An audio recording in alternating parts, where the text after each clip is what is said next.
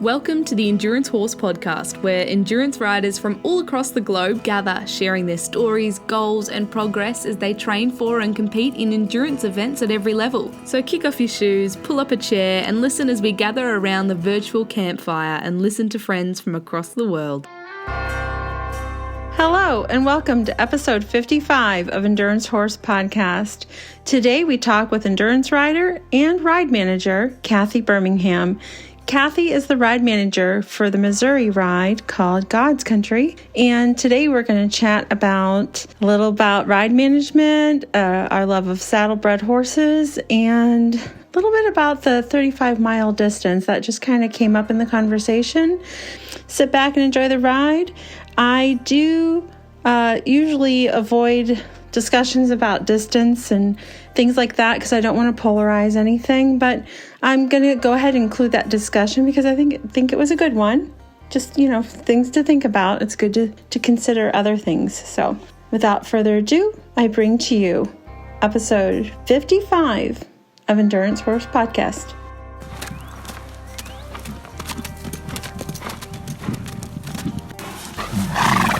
God's country. I saw the light in a sunrise sitting back in a 40 on the muddy riverside.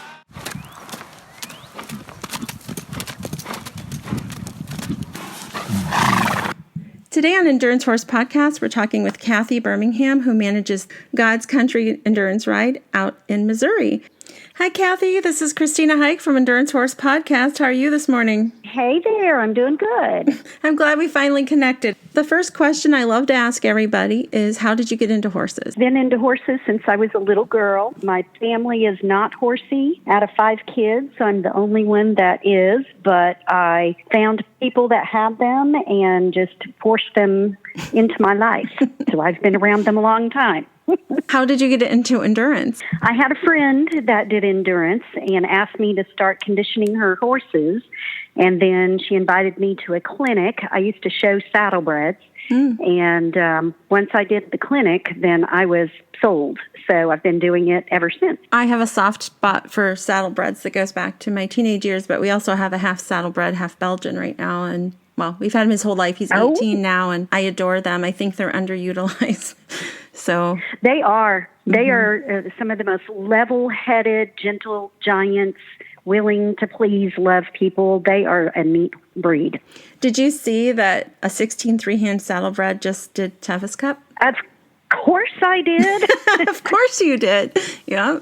Yes, that's awesome. Yeah, I was so proud of them. And the little Hackney pony. And the Hackney pony. I mean, that's like a little miniature saddlebred, you know. It is. So, yeah, that was just really warmed my heart. That's very inspiring. I've always had a suspicion that a Hackney of a full size or a mini size would do well in endurance. I've always thought, they seem to never tire. Whenever I've seen a Hackney, they just seem to never get tired at all. They're like the Energizer Bunny. They are. Yeah, he could have went around the Tevis with little pink ears on and it would have fit perfectly. Yes.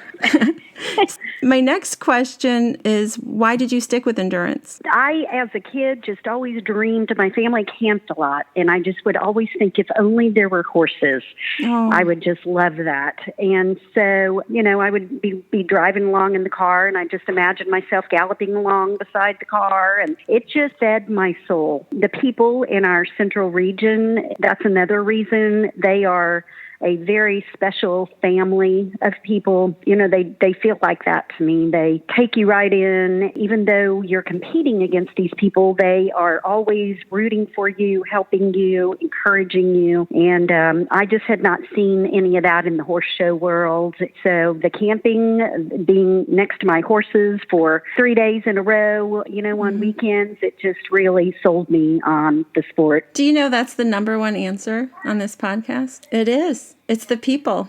The people, yeah. Mm-hmm. It is. It's like, I used to joke with my husband, we haven't been able to compete much lately, and we had some horses with EPM, and that's a different story. I used to say that was, besides the miles, you build this history, like a work history of your miles. Besides that, the fact that you're in like basically a traveling gypsy family, so you go from one camp to the next camp and you're like, oh, that's so-and-so set up. I'm going to stop in and say hi. It is like a family reunion of sorts. And that tends to probably be the number one answer of why people have stuck with it. So here's the big question. How did you get roped into being a ride manager, or was it something you really wanted to do?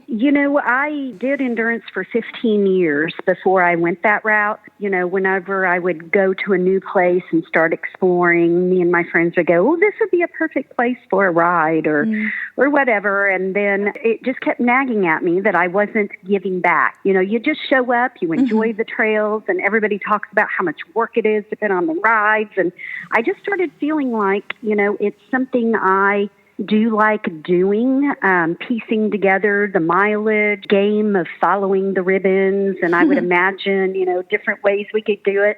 And I just started to realize it was something I might enjoy. Tackled that in 2017 at a location, North Fork River Ranch, which was formerly Flying R. And that was my first ride. And I definitely needed mentors to help me because I had no idea what all was involved or where to even begin on the logistics of it. It's one thing to imagine putting trails together, but there are so many things that go into it. So that was the first God's Country ride, was at that location. And then the others have been at Coal Creek near Lebanon. So that leads into my next set of questions, which was, where is your ride located? And also, have you always been the ride manager of this ride? And how was the ride named? I have always been the ride manager, but I have worked my good friends into it with me. So I do have to mention Emma McKinnon and Karen Dameron and Jody Schloop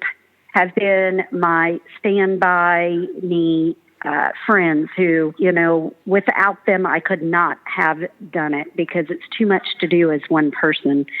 The name, that comes from my clan of friends. We have horses and God in common. We come from a lot of different spiritual backgrounds, that God is our cornerstone.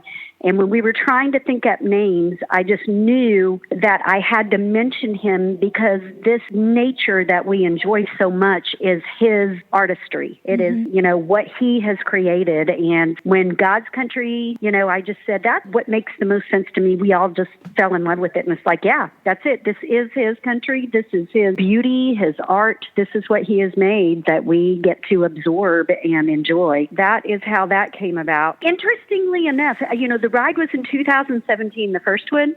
And in 2019, in March, Blake Shelton came out with that song, God's Country. Oh, see? That is divine. So at my last ride, I had that blaring out like 10 minutes before ride starts. We were blaring out God's Country. That is on my playlist, actually. Yeah. God's Country is on my playlist. And so I was thinking, you're allowed to play, I don't know, what is it, 15 seconds of a song is allowed or something. So I'm thinking I was going to kind of put that at the beginning of the podcast a little bit before our interview.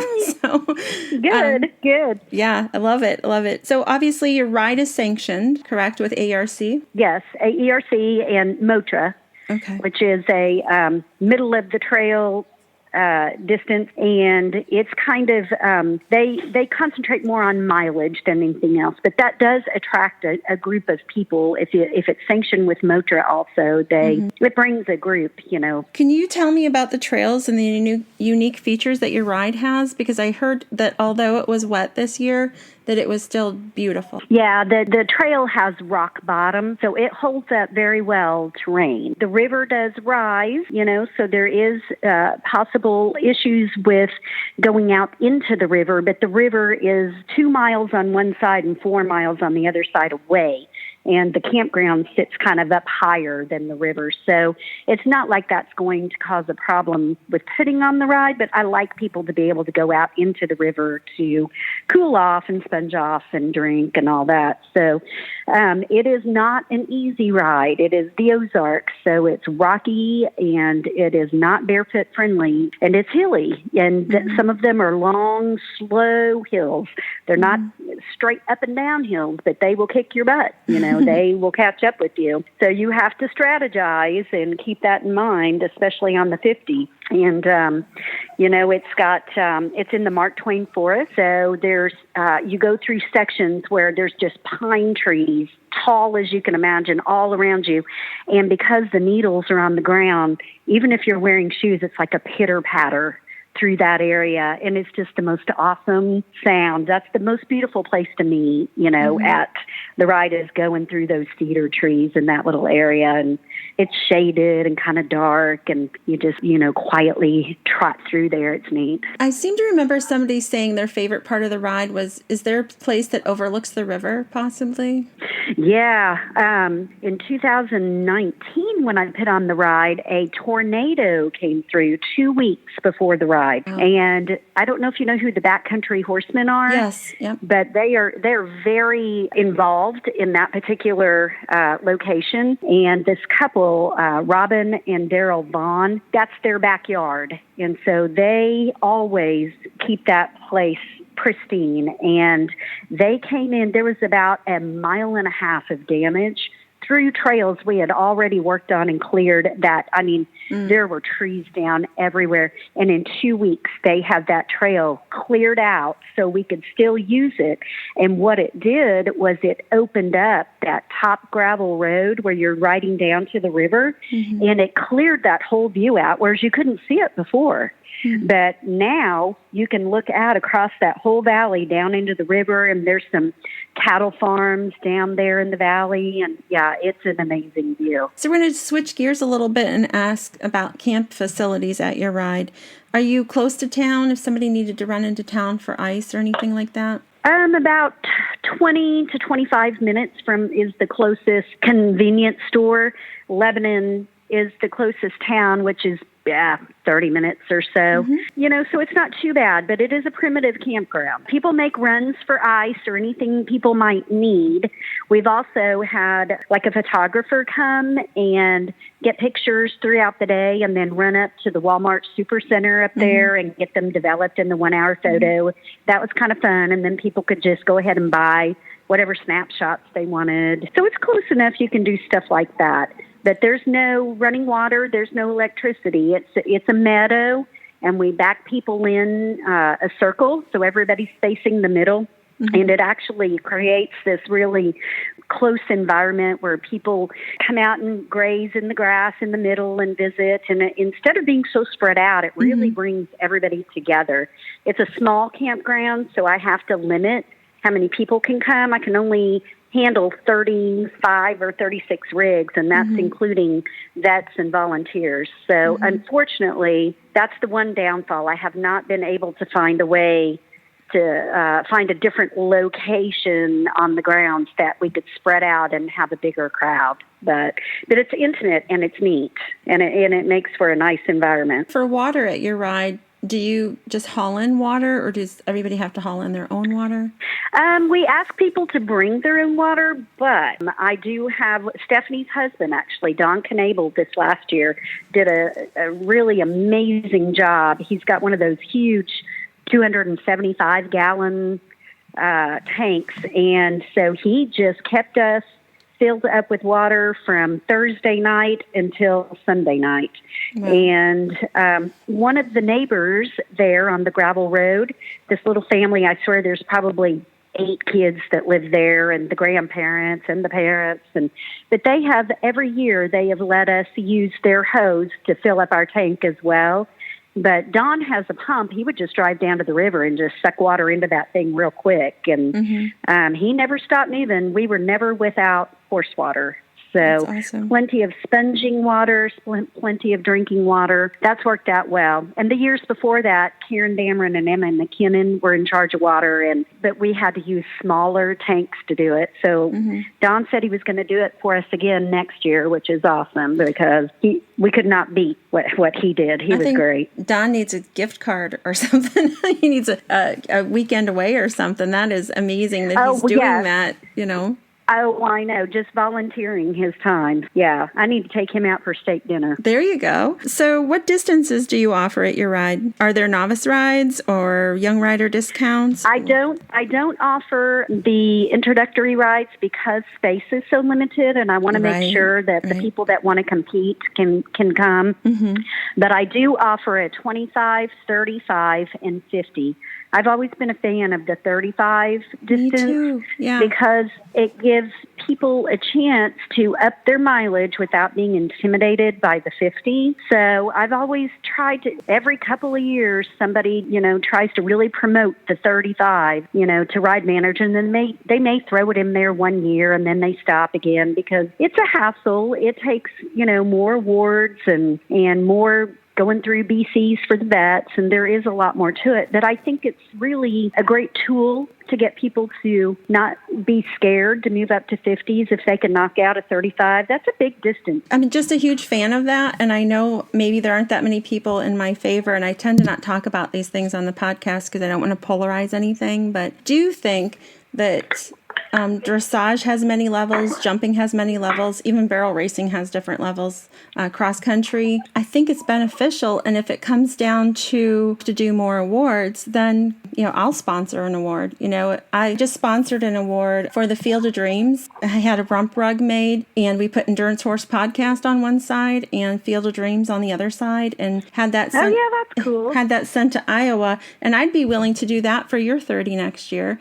So what it is, it's a mid-pack award, because I also believe for the horse's health, promoting that mid-pack distance, that there's people like me that I'm happy with the turtle award. I don't need to be in the front. And I also think that adds a little bit of something for somebody who's riding their ride just right. Maybe they have a chance to win that award in the middle. And it's that hard, because really the way I do it, I just use the trail I've already marked, and I work it out to where, they do the long loop, that the 2 long loops that the 50s do, So it works out just fine. You don't have to mark more trail. It's just the awards. And quite frankly, most endurance riders are not hung up on awards. Yes. They're not doing it for what they're going to get at the end of the ride. So even just a little token of something is fine for them, Like I said, email me. It's endurancehorsepodcast@gmail.com, and remind me that I said that. And next year, when you offer that distance, I will be your mid-pack award sponsor. Happy to. Well, thank you. Okay. All right. So on to your ride. But yeah, I guess I just want to say one thing is that, it makes sense that you're adding a loop to that horse. So if your horse is used to 25 and you're just adding one more loop, in a way, if your loop is around, 10 miles or 9 miles or whatever your loops break down into being, or, 11, you're just asking that horse to do one more loop. And I think that that's more advantageous for you than doubling it. Anyways, I'm just excited, I think, because I don't meet very many people who agree with me on that. So I was happy to hear you say that. I've always been a big advocate of it. Yeah. That's awesome. I wrote up a whole little thing on, I called it XLD, extra limited distance, and did this whole promoting thing with it and wrote out this whole thing. And of course, for a year they were on board, and then it just kind of went by the wayside. So I just continue to do it at my ride. It's been a pleasure talking with you. Is there any other thing you would like to add about your ride that I didn't ask you about, like awards? Usually my awards, I like to do a grab table. I collect various types of things throughout the day. And then I like to announce the 50s first, and I start with first place. And so that way, the ones that did the longest distance get to pick the first prize, and on down the distances, That's good. Yep. I love it. And I always like to really promote the turtles. They get special things. And of course, juniors, yes. And I do have a discount for juniors, by the way. I have a discount for juniors, and I always give juniors extra prizes. So this was not on my list of things to ask you, but after talking to you, I'm thinking you're a good person to ask this. How can we promote this sport out in the greater equine community? We have Horse Fest here as well, and we have always set up a booth until real recently, because we would have all these people come through, take the literature, they'd sign up, and put their email so we could get in touch with them. And none of them would come. We'd put on clinics, and because we have our central region, we talk about this all the time. We're constantly trying to bring more people in because we have tried and tried to promote it around here. A lot of people around here have heard of it, and that's why I say they think that we're abusing our horses or something, because they're always like, yeah, you guys are the crazy ones. They have this idea that we just get out there and run. That's a good point, because I do ask that question often, which is, how did you come to know about endurance? And it's always reminded me, ARC used to have this campaign years ago, it was over a decade ago probably, and it was each one, I got mine, I think what it was. So each one bring one. It was kind of that idea, was invite a friend. Yeah, I remember that. And if somebody said, oh, Susie, invited me and I joined ARC, then they would send you a bumper sticker that said, I got mine. That was like this promotional thing for a while. I think that must be the truth, is that we just have to recruit people in one at a time. And that also means if you're out conditioning on the trail and there's trail riders out there, don't blow past them. Stop and say hi. Right. Yeah. Even if that person doesn't have any interest in endurance riding, you will raise the level of the opinion they have of endurance riders. And they'll share it with somebody else. You've planted a seed, and they may mention it, and then somebody they talk to may say, oh, I want to get in touch with them. Yeah, it takes time. It takes you stopping and taking the time to visit. I carry Endurance Horse Podcast business cards with me on the trail.